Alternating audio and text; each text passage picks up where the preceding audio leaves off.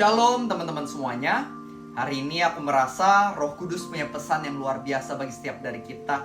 Tapi sebelum kita masuk ke dalam renungan tersebut, mari kita berdoa terlebih dahulu sama-sama. Aku percaya ada sesuatu yang luar biasa ketika kita mulai dengan doa bersama. Let's pray together. Roh Kudus, kami bersyukur banget untuk setiap kesempatan yang Engkau berikan. Kesempatan untuk hidup, kesempatan untuk masih bisa bernafas, dan tentunya kesempatan untuk mendengar firman-Mu. Bantu kami untuk sepanjang sekitar 10 menit ke depan ini kami bisa fokus. Kami sungguh-sungguh bisa menangkap dan mengerti firman-Mu. Dan bentuk kami lewat firman-Mu ini Tuhan. Agar firman yang singkat ini bisa sungguh-sungguh berakar, bertumbuh dan berbuah. Agar firman ini bukan sekedar menjadi sesuatu yang kami hafal, tapi sungguh kami bisa menerapkan, melakukan, sehingga nantinya kami bisa menjadi contoh dan teladan bagi orang-orang di sekitar kami. Terima kasih ya Tuhan, kami siap untuk mendengarkan-Mu. Di dalam nama Tuhan Yesus kami berdoa. Amin. Nah teman-teman, hari ini aku mau mulai bertanya kepada kamu dengan satu pertanyaan ini. Who is God for you? Siapakah Tuhan untukmu?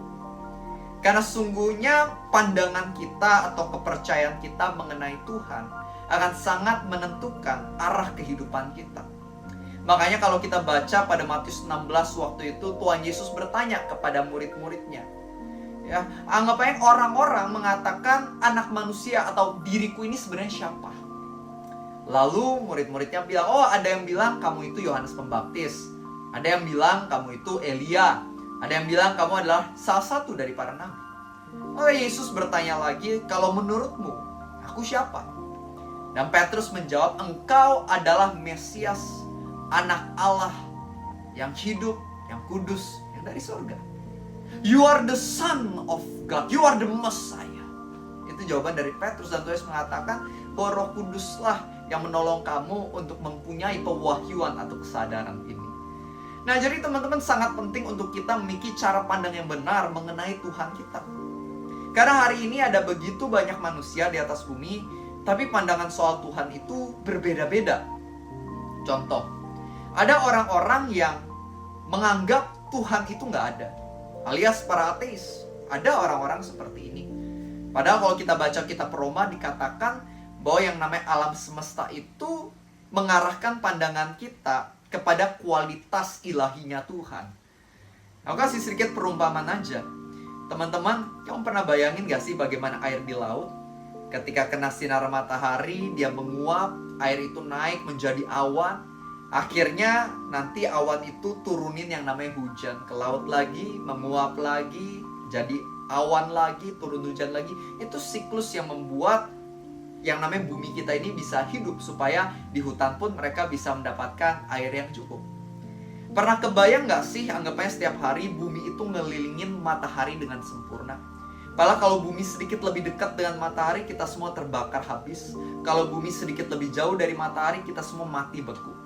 Tapi entah kenapa setiap hari bumi kita mengelilingi matahari dengan sempurna. Pernah bayangin gak sih setiap hari kita makan makanan, habis itu tubuh kita ini, ketika makan ya lidah kita awalnya ngecap enak sekali kan. Makan samcan, bakmi, ya kan, chashu. Tapi habis masuk, akhirnya nutrisi, protein segala macam diserap sama tubuh, dan sisa-sisanya dibuang jadi pup gitu kan ya. Anggapnya pencernaan kita berjalan sehari-hari, bahkan pas tidur pernafasan terjadi. Kita hidungnya menghirup udara, masuk, membuat kita bisa tetap hidup di sini ya, untuk pompa darah. Itu semua desain yang luar biasa, ya nggak sih? Dan tentu ada desainernya. C.S. Lewis, dia ada seorang yang dulunya ateis berubah jadi orang Kristen. Dia bilang gini, butuh iman yang lebih besar untuk menjadi seorang ateis dibandingkan menjadi orang yang percaya Tuhan. Karena C.S. Lewis mengatakan kalau lihat dunia ini, desainnya yang begitu sempurna, seharusnya kita sadar beneran ada desainer yang begitu hebat dan luar biasa. Dan itu adalah Tuhan. God is real. Itulah hal pertama yang harus kita ketahui. Aku kasih sedikit contoh aja. Misalnya aku punya iPhone ya, terus aku bilang, oh iPhone ini ada ya, secara kebetulannya ya tiba-tiba muncul aja gitu, nggak ada pembuatnya. Teman-teman bakal pikir aku gila ya kan. Sebab yang namanya iPhone kita tahu itu kan begitu rumit ya, bisa dipakai buat GPS, foto, edit video, buka sosmed dan lain-lain. Ada desainernya, ada yang mikirin, ada teknisinya yang membuat, jadinya jadilah handphone iPhone itu. Nah itu aja iPhone. Dunia lebih kompleks lagi, pasti ada desainernya, dan itulah Tuhan. Ya jadi yang pertama ada orang-orang ateis, dan menurut aku jangan sampai kita menjadi seorang ateis. Yang kedua, ada tipe-tipe orang-orang agnostik. Mereka ini percaya Tuhan ada, tapi mereka nggak peduli sama yang namanya Tuhan. Mereka merasa ya udah Tuhan gak ada hubungannya sama aku. Itu agnostik. Ada juga yang hari ini seperti itu. Bahkan orang-orang yang KTP-nya sih Kristen, tapi hidup bagaikan agnostik, bagaikan orang yang nggak percaya atau nggak peduli sama Tuhan. Kalau ditanya percaya Tuhan, ya Tuhan ada. Tapi kita lihat hidupnya bener-bener kayak orang yang nggak punya Tuhan. Terus aja hidup dalam dosa, dan mereka nggak merasa bersalah. Terus aja hidup cuma buat perut mereka, alias memuaskan nafsu daging mereka. Mereka hidup benar-benar di dalam pesta pora yang gak jelas. Mereka hidup terus nyakitin Tuhan, tapi mereka kayak bodoh amat. Mereka ketika dapat teguran-teguran firman, mereka pun cuma masuk telinga kanan, keluar telinga kiri. Banyak juga. Jangan sampai kita seperti itu. Atau ada juga orang-orang yang hari ini, mereka ini sudah lebih tepat, lebih baik, lebih benar. Yaitu apa? Mereka menganggap Tuhan sebagai teman. Sebagai teman artinya apa? Sehari-hari mereka ngobrol sama Tuhan. Mereka ketika ngalamin sesuatu, mereka cerita sama Tuhan. Ini yang terjadi hari ini Tuhan. Tuhan, aku lagi butuh A, butuh B, butuh C. Mereka cerita sama Tuhan. Ketika mereka sedih, mereka nangis, sampai curahin isi hati mereka kepada Tuhan. It's good. Anggaplah Tuhan sebagai teman dan sahabatmu, karena memang betul Tuhan mau jadi sahabatmu. Tapi jangan cuma anggap dia sebagai teman, tapi sebagai Bapa. Kalau yang namanya Bapa itu memberikan tuntunan. Tentunya tuntunan yang baik. Kadang kita nggak ngerti yang mana yang sebenarnya terbaik, maka itu dengerin kepada Bapa kita, yaitu Tuhan. Arahannya kita sungguh-sungguh pertimbangkan dan sungguh-sungguh ikuti. Dan sebagai Bapa yang baik juga menyediakan apa yang kita butuhkan, pertolongan yang kita perlu, Tuhan bisa sediakan. Datanglah kepada Bapa, yaitu Tuhan. Sebagai Bapa yang baik, dia juga melindungi. Percayalah kalau kamu terlindungi dari roh-roh jahat hari ini, itu Bapamu di sorga yang melindungi kamu. Masalah-masalah yang Bapak izinkan itu adalah untuk mendidik dan membentuk kamu. Bapak yang baik itu pengen bantu anak-anaknya buat upgrade. Dan itu yang Tuhan lakukan buat hidup kita. Jadi dia adalah teman, dia adalah Bapak. Dan yang ketiga, jangan lupa, dia adalah Raja di atas segala raja. Sebagai Raja artinya apa? Semua perintah yang dia berikan, kamu jangan anggap remeh, jangan kamu abaikan, tapi kamu sungguh lakukan. Kalau Raja kasih perintah, nggak mungkin rakyat atau hambanya itu kayak mengatakan bodoh amat Raja. Nggak mungkin. Yang namanya seorang rakyat atau hamba, ketika rajanya ngomong apa, pasti dia langsung mengatakan siap Raja, dan dia lakukan dengan sungguh-sungguh, dengan excellent. Begitu pula dalam hidup kita, Tuhan kita adalah Raja. Jadi apa yang Tuhan perintahkan untuk kamu lakukan, just do it. Kalau Tuhan minta kamu memberi, maka memberilah. Kalau Tuhan minta kamu untuk tinggalin dosa, tinggalin dosa. Kalau misalnya Tuhan kasih kamu perintah untuk mendoakan orang lain, doain orang lain. Kalau Tuhan kasih kamu perintah untuk mengambil langkah iman, untuk berpindah dari kebiasaan A, untuk mungkin ke pekerjaan baru B. Kalau kamu merasa Tuhan beneran suruh kamu, just do it. Intinya apa sih? Intinya di dalam kehidupanmu, milikilah pandangan yang benar akan Tuhan. Dia adalah teman, Bapa, dan juga Raja. Dia adalah bagian yang sangat amat penting dari kehidupan kamu. Dan ingat baik-baik bahwa main karakter di dalam hidup, di dalam dunia ini bukanlah dirimu, bukanlah diriku juga, melainkan Tuhanlah main karakternya. Jadi jangan berpikir bahwa Tuhan itu adalah support karakter untuk kita. No, kitalah yang seharusnya mensupport Tuhan, alias apa yang Tuhan minta kita lakukan. Bukan Tuhan yang ada untuk memuliakan kita, melainkan kita yang ada untuk memuliakan Tuhan. Di dalam hidup jangan sampai kita jadi orang yang suruh-suruh Tuhan. Dan ketika Tuhan gak lakuin apa yang kita mau, kita malah marah sama Tuhan. Kita mengatakan aku kecewa sama Tuhan. Ingat baik-baik, setiap dari kita gak pernah layak untuk kecewa sama Tuhan. Karena sebenarnya kita semua adalah manusia berdosa yang harusnya masuk neraka. Tapi di tengah dosa-dosa kita, dan di tengah kita yang harusnya kena hukuman, Tuhan kita yang begitu baik, sahabat, Bapa, dan Raja kita, dia rela korbanin nyawanya di atas kayu salib untuk menebus dosa kita. Bukan karena kita begitu baik dan sempurna, bukan, melainkan karena dia yang begitu baik dan kasihnya begitu sempurna. Makanya kita gak layak buat kecewa sama Tuhan.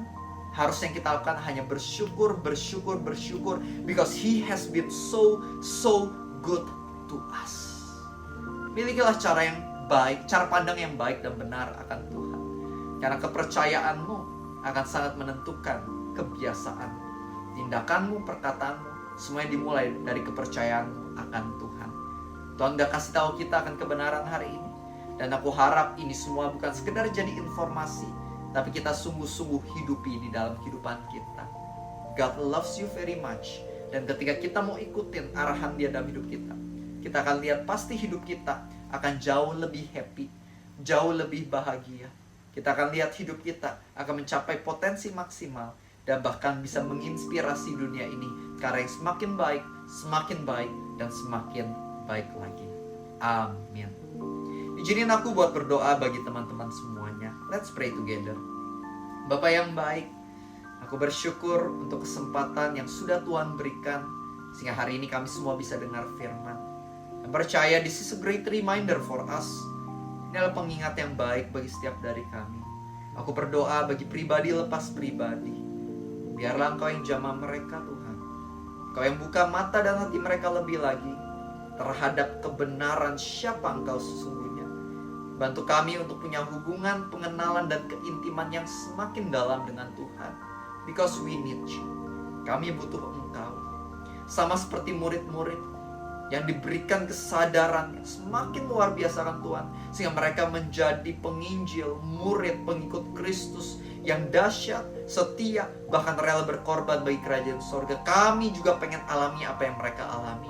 Bantu kami Tuhan untuk bisa sungguh-sungguh berubah, semakin serupa seperti para jemaat mula-mula yang penuh dengan kuasa. Kami juga pengen punya kuasa dari Tuhan.